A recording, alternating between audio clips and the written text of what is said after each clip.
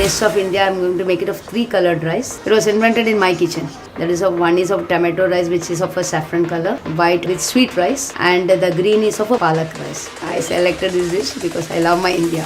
When I call up my mom and saying, what is there? I mean, what are you preparing? Whatever my stomach feels, her heart already knows. It's like a heart to stomach connect rather than a heart to heart connect. I had tasted my mom's pizza. My mom's cooking is totally different. I like it.